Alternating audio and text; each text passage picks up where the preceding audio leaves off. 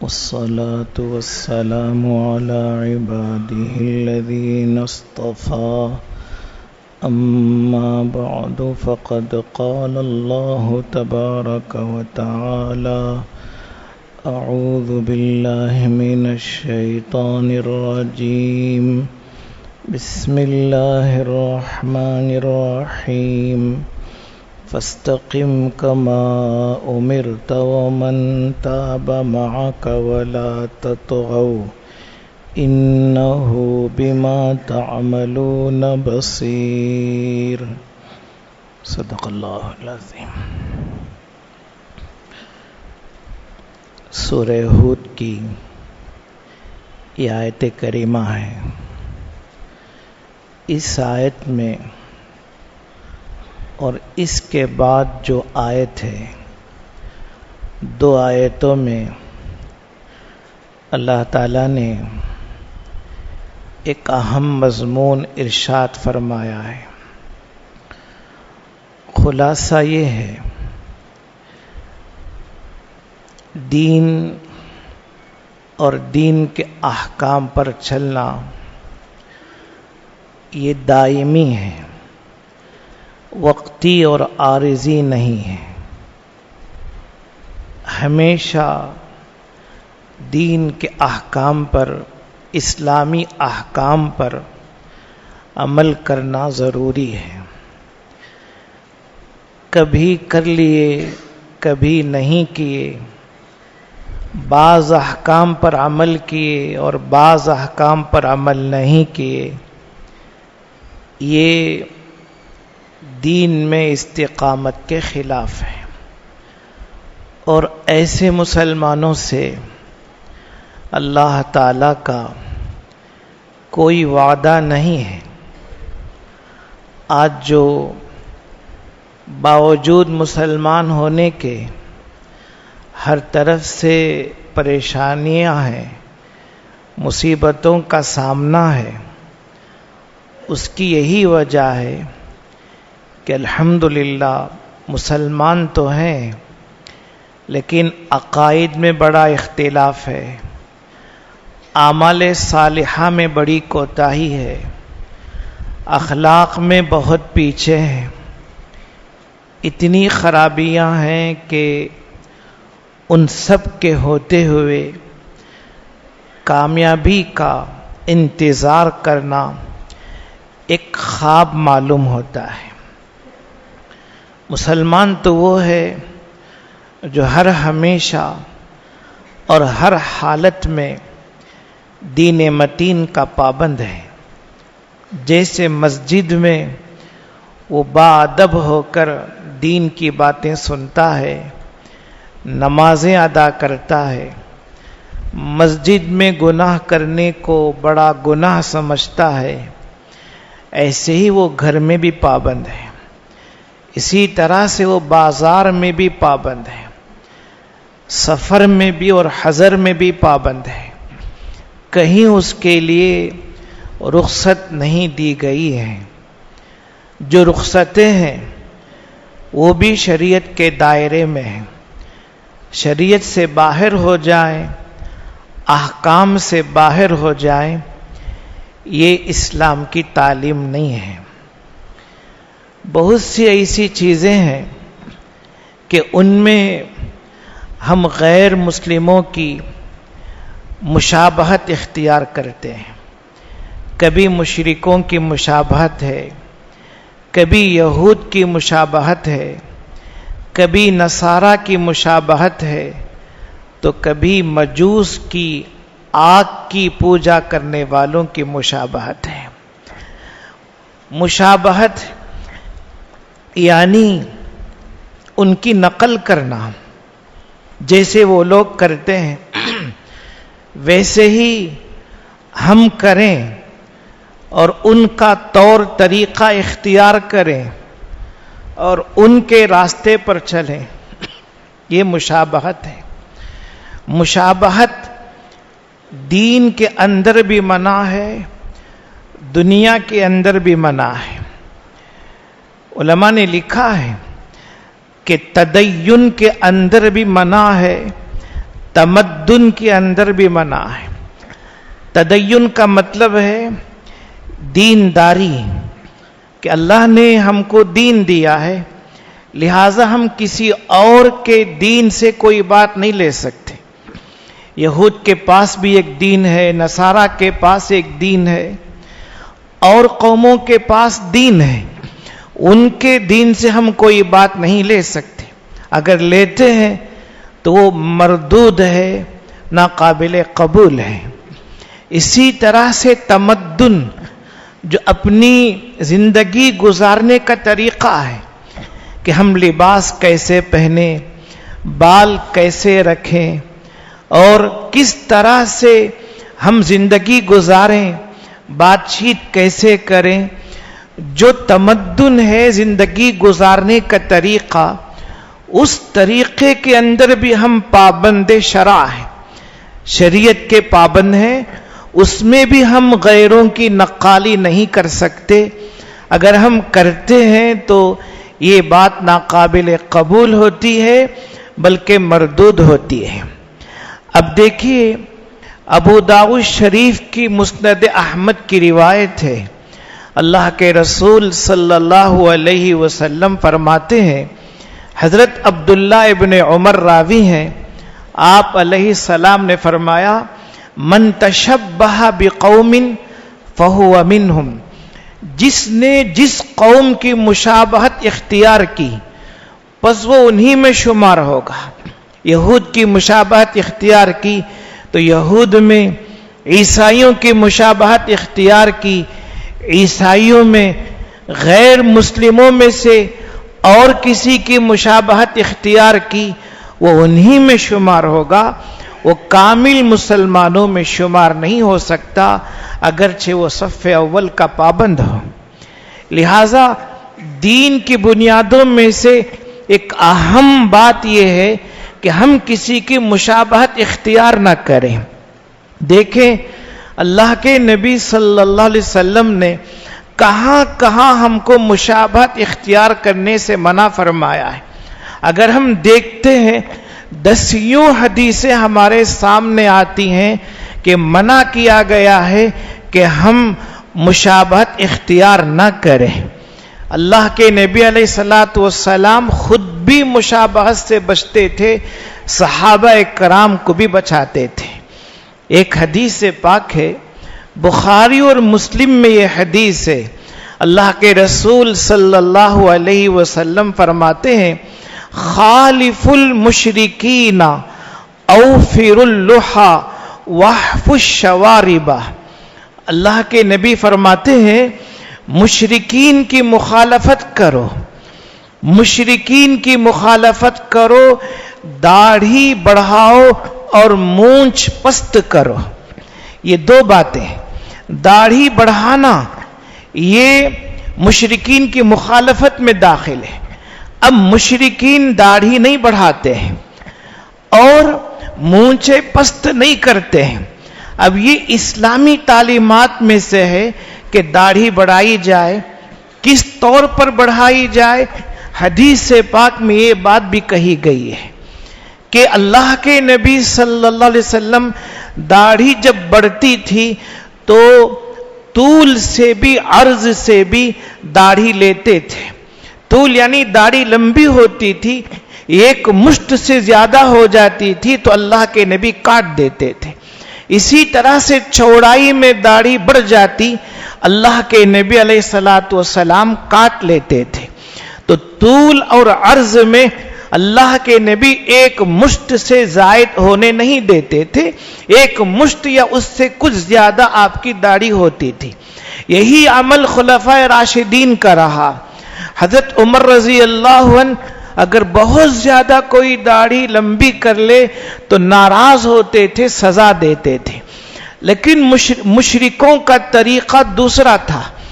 مشرک لوگ داڑھی منڈواتے تھے، مونچھیں رکھتے تھے۔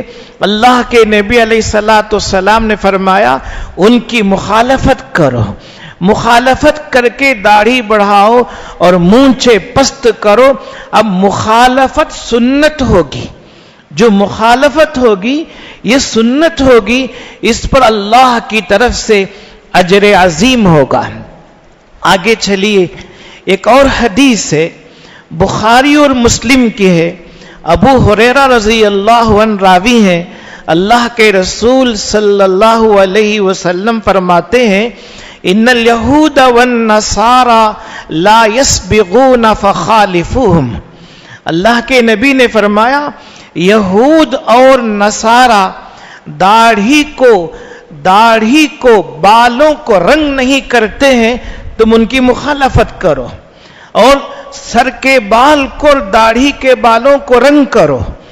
اللہ کے نبی کیا فرماتے ہیں کہ یہود اور نصارہ داڑھی کے اور سر کے بالوں کو رنگتے نہیں ہیں، بس تم ان کی مخالفت کرو اور رنگا کرو، رنگ دیا کرو۔ مطلب کیا ہوگا کہ اگر سفید بال ہو جائیں تو رنگنا چاہے، رنگ کرنا چاہے، اللہ کے نبی فرماتے ہیں رنگا کرو، رنگ دے دیا کرو۔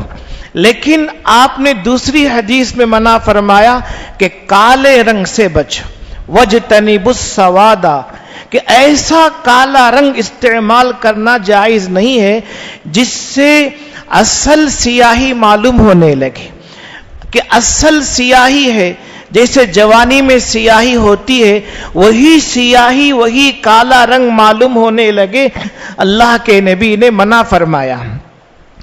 فتح مکہ کا موقع ہے، حضرت سیدنا ابو بکر صدیق رضی اللہ عنہ کے والد ابو قحافہ آتے ہیں، مسلمان ہوتے ہیں۔ حضرت ابو بکر کے والد ابو قحافہ، اور ان کے بال انتہائی سفید ہوتے ہیں۔ اللہ کے نبی فرماتے ہیں جاؤ ان کے بالوں کو رنگا کرو، رنگ دے دیا کرو، لیکن سفید رنگ سے، لیکن سیاہ رنگ سے بچو۔ وَاجْتَنِبُوا السَّوَادَ، آپ نے منع فرما دیا کہ رنگ داڑھی یا سر کے بالوں کو اس طرح سے کالے رنگ میں رنگنا جائز نہیں ہے کہ جس سے اصلی سیاہی معلوم ہونے لگے۔ ایک اور حدیث میں اللہ کے نبی نے فرمایا مہندی سے رنگ دیا کرو، مہندی سے رنگا کرو، اب وہ اصلی سیاہی معلوم نہیں ہوگی بلکہ اس کا رنگ دوسرا ہوگا۔ تو یہ ہے اللہ کے نبی صلی اللہ علیہ وسلم کی شریعت کہ یہود و نصارہ رنگتے نہیں ہیں، تم ان کی مخالفت کرو اور اپنے سر کے بالوں کو، داڑھی کے بالوں کو رنگ دے دیا کرو، رنگا کرو۔ یہاں اللہ کے نبی فرماتے ہیں، اللہ کے نبی علیہ الصلوۃ والسلام ہجرت کر کے مدینۃ المنورہ تشریف لے گئے۔ آپ نے دیکھا یہود روزہ رکھا کرتے تھے محرم میں، محرم میں 10ویں تاریخ کو یہود روزہ رکھتے تھے۔ اللہ کے نبی علیہ الصلوۃ والسلام نے پوچھا کہ تم لوگ روزہ کیوں رکھتے ہو؟ انہوں نے کہا کہ 10 محرم کو ہمارے نبی حضرت سیدنا موسیٰ علیہ الصلوۃ والسلام کو اور بنی اسرائیل کو فرعون اور اس کی قوم سے نجات ملی تھی، فرعون اور قوم فرعون سے نجات ملی تھی، اس لیے ہم 10 محرم کو یوم عاشورہ کو روزہ رکھتے ہیں۔ اللہ کے نبی علیہ الصلوۃ والسلام نے فرمایا اس عمل کے تو ہم زیادہ حقدار ہیں، اس لیے کہ نبیوں کا طریقہ عموماً ملا جلا ہوتا ہے، بعض احکام میں فرق ہے لیکن اکثر احکام میں نبیوں کا طریقہ ملا جلا ہوتا ہے، اس لیے اللہ کے نبی نے فرمایا کہ ہم زیادہ حقدار ہیں۔ اور آگے آپ نے صحابہ سے فرمایا اگلے سال تک میں زندہ رہوں گا تو 10 کے ساتھ 9ویں تاریخ کا بھی میں ضرور روزہ رکھوں گا، لَأَصُومَنَّ التَّاسِعَ، تاکہ یہود کے ساتھ مشابہت نہ ہو جائے۔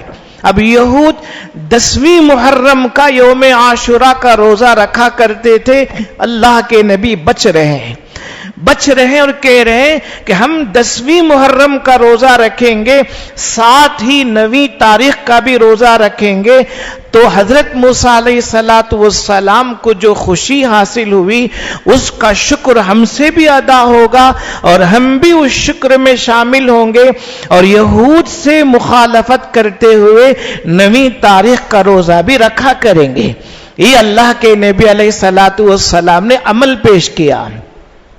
اسی طرح سے ایک حدیث ہے، عبداللہ ابن عمر رضی اللہ عنہ راوی ہیں، اللہ کے نبی علیہ السلام نے فرمایا لا یأکلن احدکم بشمالہ ولا یشربن بها فإن الشیطان یأکل بشمالہ ویشرب بها۔ اللہ کے نبی علیہ السلام فرماتے ہیں تم میں سے کوئی ہرگز اپنے بائیں ہاتھ سے کھانا نہ کھائے اور بائیں ہاتھ سے پانی نہ پیے۔ بعض مسلمانوں کا یہ طریقہ ہوتا ہے کہ بائیں ہاتھ سے پانی پی لیتے ہیں۔ اللہ کے نبی علیہ السلام فرما رہے ہیں کہ تم میں سے ہرگز کوئی بھی بائیں ہاتھ سے کھانا نہ کھائے اور بائیں ہاتھ سے پانی نہ پیے۔ کیوں؟ آپ اس کی وجہ بتا رہے ہیں کیونکہ شیطان بائیں ہاتھ سے ہی کھانا کھاتا ہے اور بائیں ہاتھ سے ہی پانی پیتا ہے۔ لہذا اللہ کے نبی فرما رہے شیطان کی مشابہت اختیار نہ کرو۔ اب جتنے غیر مسلم ہیں دیکھیں، خواہ وہ مشرک ہوں، کافر ہوں، یہود ہوں، نصارہ ہوں، وہ عموماً بائیں ہاتھ سے پانی پیتے ہیں اور بائیں ہاتھ سے چمچ وغیرہ سے کھانا کھاتے ہیں۔ ان کا یہ طریقہ ہوتا ہے۔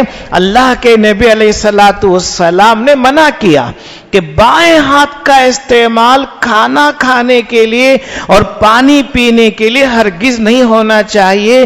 کھانا کھانے اور پانی پینے کے لیے دایاں ہاتھ استعمال کیا جائے اور دائیں ہاتھ سے یہ مبارک کام کیا کریں۔ اس طرح سے اگر ہم گہرائی میں جاتے ہیں تو بہت ساری حدیثیں ہمارے سامنے آتی ہیں۔ اسی لیے اللہ کے نبی علیہ السلام نے فرمایا من تشبہ بقوم فہو منہم، جو جس کی مشابہت اختیار کرے گا وہ اسی میں شمار ہوگا، شامل ہوگا۔ لہذا ہم اللہ کے نبی صلی اللہ علیہ وسلم کی، حضرات صحابہ کی، صلحاء اور اولیاء کی مشابہت اختیار کریں گے، نیک لوگوں کے طریقوں پر چلیں گے تو ہم ان کے زمرے میں اور ان کی جماعت میں شامل ہو جائیں گے اور ایک نورانی طریقہ اور روحانی سلسلہ ہوگا جو ہمارے اوپر ضروری ہے، لازم ہے کہ ہم اس کو اختیار کریں اور اس میں کوئی کمی کوتاہی ہرگز نہ کریں۔ ایک موقع پر اللہ کے نبی علیہ السلام نے منع فرمایا کہ قضاء سے بچو، قاف زائن، نہا رسول اللہ صلی اللہ علیہ وسلم عن القضاء۔ صحابہ نے پوچھا قضاء کیا ہے؟ ایک حدیث یہ ہے۔ دوسری حدیث ہے اللہ کے نبی صلی اللہ علیہ وسلم نے ایک بچے کو دیکھا، رآ رسول اللہ صبیا قد حلق بعض شعر راسہ وترک بعضہ۔ آپ علیہ السلام نے ایک بچے کو دیکھا کہ اس کے سر کا بعض حصہ تو مون دیا گیا ہے، کاٹ دیا گیا ہے اور بعض حصہ چھوڑ دیا گیا ہے۔ اب سمجھ میں آ گیا کہ قضا یہ ہے کہ بعض حصہ کاٹ دیا جائے اور بعض حصہ چھوڑ دیا جائے۔ اب اس کو رکھ کر ہم اپنے معاشرہ میں دیکھیں، ہمارے سامنے سینکڑوں ہزاروں ایسے جوان آتے ہیں، ایسے جوان رہتے ہیں کہ اپنے سر کے بالوں کو اسی طرح سے کاٹتے ہیں کہ سر کے اوپر بالوں کا ایک ڈھیر ہوتا ہے اور دائیں بائیں سے سر کے بال کو کاٹ لیتے ہیں اور اچھی طرح سے کاٹ لیتے ہیں۔ اللہ کے نبی علیہ السلام نے منع فرمایا کہ یہ غیروں کی مشابہت ہے اور یہ طریقہ حرام ہے، جائز نہیں ہے۔ اللہ کے نبی علیہ السلام نے منع فرمایا ایک بچے کو آپ نے اس طرح سے دیکھا تو آپ نے فوراً فرمایا احلقوہ کلہ اوترکوہ کلہ، اگر مونڈنا ہے تو ایک ساتھ پورے بال مونڈ دو، یا چھوڑنا ہے پورے بال چھوڑ دو، کہ بعض جگہ زیادہ بال ہوں اور بعض جگہ کم بال ہوں، یہ طریقہ اسلام میں جائز نہیں۔ آج سینکڑوں ہزاروں جوان اور نوجوان ایسے ہم کو ملتے ہیں جو اس طریقے کو اپنائے ہوئے ہیں اور اسے ناجائز بھی نہیں سمجھتے، اسے مکروہ اور غلط نہیں سمجھتے، ایک فیشن کے طور پر اختیار کیے ہوئے اس عمل سے خوش ہوتے ہیں۔ نہ ماں باپ اس کو برا سمجھتے ہیں، نہ سرپرست اس کو برا سمجھتے ہیں، نہ معاشرہ ہی اسے برا سمجھتا ہے، جبکہ یہ طریقہ دیکھنے میں بھی انتہائی خراب معلوم ہوتا ہے اور دیکھتے ہیں تو یہ طریقہ پسند نہیں آتا۔ اللہ کے نبی علیہ الصلوۃ والسلام نے منع فرمایا کہ بالوں کا پوری طرح سے ایک طریقہ رہنا چاہیے کہ زیادہ کاٹ لیں ایک طرف سے، زیادہ چھوڑ دیں، یا کہیں سے کچھ، یہ اسلامی طریقہ نہیں ہے۔ لہذا اللہ کے نبی علیہ الصلوۃ والسلام نے ہم کو جو شریعت دی ہے وہ بہت اچھی، بہت پیاری، بہت انوکھی اور کامل شریعت ہے۔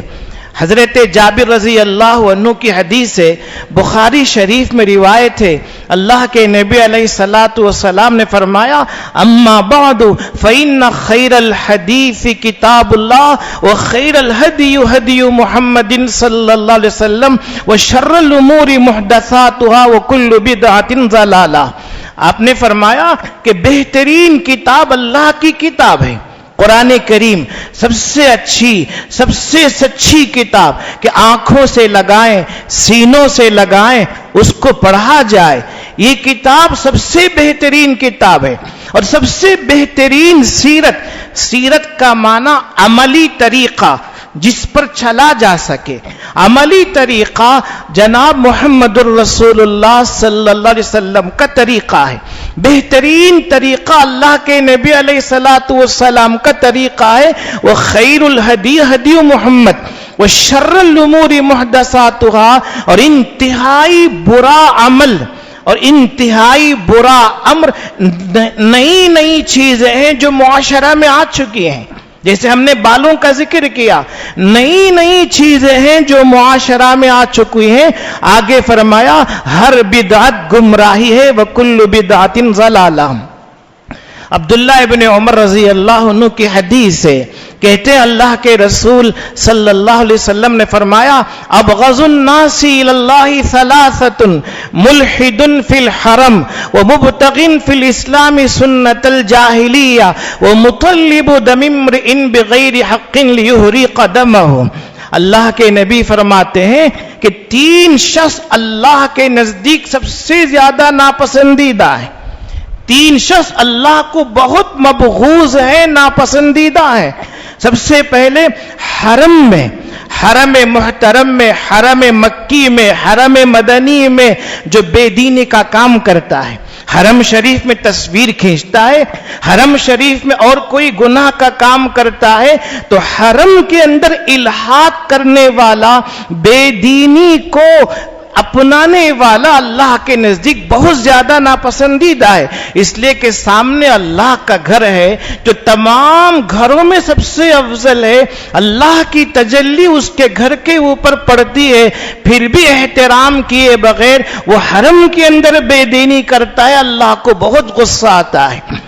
آگے فرمایا وَمُبْتَغٍ فِي الْإِسْلَامِ سُنَّةَ الْجَاهِلِيَّةِ، اسلام میں جاہلیت کے طریقوں کو لے کر آنے والا، جو جاہلیت کے طریقے ہیں، جاہلیت کے طریقے سے مراد ایام جاہلیت میں اللہ کے نبی علیہ السلام سے پہلے وہ بھی مراد ہے، آج جو غیر مسلموں کا طریقہ ہے وہ بھی مراد ہے، کہ اسلام میں مشرکوں کا طریقہ لائے، اسلام میں یہود کا طریقہ لائے، اسلام میں مجوس کا طریقہ لائے، اسلام میں نصارہ کا، سکھوں کا، کسی اور مذہب کا طریقہ لے کر آتا ہے، اللہ کے نزدیک سب سے زیادہ ناپسندیدہ ہے۔ وَمُبْتَغٍ فِي الْإِسْلَامِ سُنَّةَ الْجَاهِلِيَّةِ، اور تیسرا شخص فرمایا مطلب دم امرئ بغیر حق، وہ کسی کا خون بہانے کے لیے موقع تلاش کر رہا ہے، ناحق کسی کو قتل کرنے کے لیے موقع تلاش کر رہا ہے تاکہ اس کا خون بہا دے۔ اللہ کے نبی فرماتے اللہ کے نزدیک سب سے زیادہ ناپسندیدہ ہے۔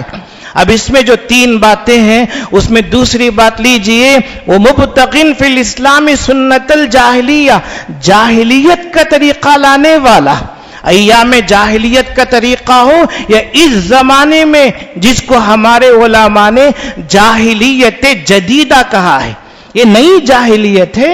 اللہ کے نبی علیہ السلام کے زمانے سے پہلے جو جاہلیت تھی وہ جاہلیت قدیمہ تھی، لہذا کوئی بھی جاہلیت ہو۔ اب آئیے اسی جاہلیت میں سے ایک بہت ہی برا عمل ہے کہ 2-4 دنوں کے بعد پہلی تاریخ شروع ہو رہی ہے، اس پہلی تاریخ میں رات میں بھی اور دن میں بھی مسلمانوں کا ایک طبقہ ایسا ہے جو ایسا عمل کرتا ہے کہ اسلام میں اس کی کوئی اجازت نہیں، اسلام سے وہ میل ہی نہیں کھاتا، اسلام سے اس کا کوئی جوڑ نہیں۔ بعض لوگ شراب پیتے ہیں، بعض لوگ میوزک اور گانا بجانا کرتے ہیں، غیر مسلموں کے ساتھ ملتے ہیں اور ان کے ساتھ مل کر یا اپنے طور پر بھی ایسے بےہودہ کام کرتے ہیں جن کا شریعت میں کوئی جواز نہیں ہے، شریعت سے ان کا کوئی تعلق نہیں ہے۔ اب بتائیں، ہمارا وقت ضائع ہو رہا ہے جبکہ ہمارا وقت قیمتی ہے، ہماری صحت خراب ہو رہی ہے، ہماری صحت کی حفاظت ہمارے ذمے فرض عین ہے، اسی طرح سے ہمارا مال خراب ہو رہا ہے، مال کی حفاظت بھی ہمارے ذمے ضروری ہے۔ ہم اپنے وقت کے اعتبار سے اللہ کو جواب دینے والے، صحت کے اعتبار سے اللہ کو جواب دینے والے، مال کے اعتبار سے اللہ کو جواب دینے والے ہیں، اور بھی اس کے اندر بہت ساری برائیاں ہیں، اپنا نقصان ہی نقصان ہے۔ اب بتائیں کہ جو انگریزی سال کی پہلی تاریخ ہے اس کے اندر اسلام کی کیا خصوصیت ہے؟ اسلام نے کچھ کہا ہے؟ بلکہ محرم الحرام کی جو پہلی تاریخ ہے اس پہلی تاریخ میں بھی اسلام کا کوئی حکم نہیں ہے۔ اسلام نے یہ نہیں کہا کہ جب محرم الحرام کی پہلی تاریخ آئے اس دن یہ عمل کیا جائے، یہ عمل کیا جائے۔ نہ دین کے اعتبار سے کوئی ہدایت ہے، نہ دنیاوی اعتبار سے کوئی ہدایت ہے۔ اب جو اسلامی سال کا پہلا دن ہوتا ہے محرم الحرام، علماء نے مسئلہ پوچھا ہے ایک دوسرے سے، کیا اس دن مبارکباد دے سکتے ہیں؟ آج اسلامی سال کا پہلا دن ہے، کیا ایک دوسرے کو مبارکباد دے سکتے ہیں؟ جواب علماء نے یہ دیا ہے، دینا چاہیں تو دے سکتے ہیں لیکن کوئی مستحب عمل نہیں ہے۔ دینا بھی یوں ہوگا کہ اللہ تعالیٰ اس آنے والے سال میں برکت دے، اس طور پر کہ ہم سے گناہ چھوٹے اور ہم ان ایام کو بہتر طریقے سے استعمال کریں، ان ایام کو غلط طریقے سے استعمال نہ کریں۔ اب اسلامی سال میں رمضان آتا ہے، رمضان کی پہچان اسلامی سال میں ہے کہ رمضان کب شروع ہوتا ہے، کب ختم ہوتا ہے، عدت کب شروع ہوتی ہے، کب ختم ہوتی ہے، یہ اسلامی سال سے متعلق ہے۔ حج کے ایام اسلامی سال میں معلوم ہوتے ہیں۔ اسی طرح سے بقرعید میں 10ویں تاریخ کب ہوگی اسلامی سال سے معلوم ہوتا ہے۔ ایسی بہت ساری چیزیں ہیں، لیکن اسلامی سال منانے کا ہم کو حکم نہیں دیا گیا۔ اس دن کوئی بھی خاص عمل ہوگا وہ عمل شریعت میں درست نہیں ہوگا، اللہ کو اور اس کے رسول کو ہم جواب دینے والے ہو جائیں گے۔ اب جب یہ بات ہے تو انگریزی سال کے پہلے دن میں یا اس دن کی رات میں کہ آج کی رات 12 بجے نیا سال شروع ہو رہا ہے، نئی تاریخ آ رہی ہے، بتائیں کیا عمل ہے؟ قرآن کریم میں، حدیث پاک میں، فقہ میں، بزرگوں میں کوئی عمل ہے؟ کوئی عمل نہیں۔ اب ہمارے نوجوانوں نے دوسروں کی دیکھا دیکھی بہت ساری چیزیں داخل کر لی ہیں۔ یہی ہوتا ہے مبتقین فی الاسلام سنت الجاہلیہ، اسلام میں جاہلیت کے طریقوں کو فروغ دینے والے، جاہلیت کے طریقوں کو بڑھاوا دینے والے، جاہلیت کے طریقوں کو آگے بڑھانے والے، یہ جس قدر عام ہوگا اسی قدر اللہ کے نزدیک ہم مبغوض اور ناپسندیدہ ہوں گے۔ اللہ کے نزدیک ہم مبغوض ہوں گے، ناپسندیدہ ہوں گے تو کیا اللہ کی رحمت آئے گی؟ کیا دشمنوں کے خلاف ہماری مدد ہوگی؟ کیا اور کسی طرح سے اللہ تعالی ہمیں نوازیں گے؟ بس ایک خواب دیکھنا ہوگا، حقیقت سے کوئی تعلق نہیں ہوگا۔ لہٰذا ہم ہر اعتبار سے پابند ہیں۔ میں نے آیت کریمہ پڑھی فَاسْتَقِمْ كَمَا أُمِرْتَ وَمَنْ تَابَ مَعَكَ، اے پیغمبر جیسے آپ سے کہا گیا ہے ویسے رہیے۔ فَاسْتَقِمْ كَمَا أُمِرْتَ، اللہ تعالیٰ فرما رہے، سورہ ہود کی آیت ہے، اے پیغمبر جیسے آپ سے کہا گیا ہے ویسے آپ بھی رہیے۔ وَمَنْ تَابَ مَعَكَ، اور جتنے لوگوں نے آپ کے ساتھ توبہ کی ہے، اور ہم سب نے الحمدللہ توبہ کی ہے اور اسلام لے کر آئے ہیں، قیامت تک جتنے مسلمان آئیں گے سب اللہ کے نبی کے ساتھ توبہ کرنے والوں میں شمار ہوں گے۔ اس لیے اللہ تعالیٰ فرما رہے ہیں آپ بھی اور تمام مسلمان بھی، سب کے ذمہ لازمی ہے جیسے حکم دیا گیا ویسے رہیں اور ہمیشہ رہیں۔ فَاسْتَقِمْ كَمَا أُمِرْتَ وَمَنْ تَابَ مَعَكَ وَلَا تَطْغَوْا، اور ٹیڑھا طریقہ اختیار نہ کریں، دائیں بائیں نہ ہو جائیں۔ لہٰذا ہماری ذمہ داری ہے ان باتوں پر عمل کریں۔ بقیہ باتیں انشاءاللہ آئندہ جمعہ آئیں گی۔ وآخر دعوانا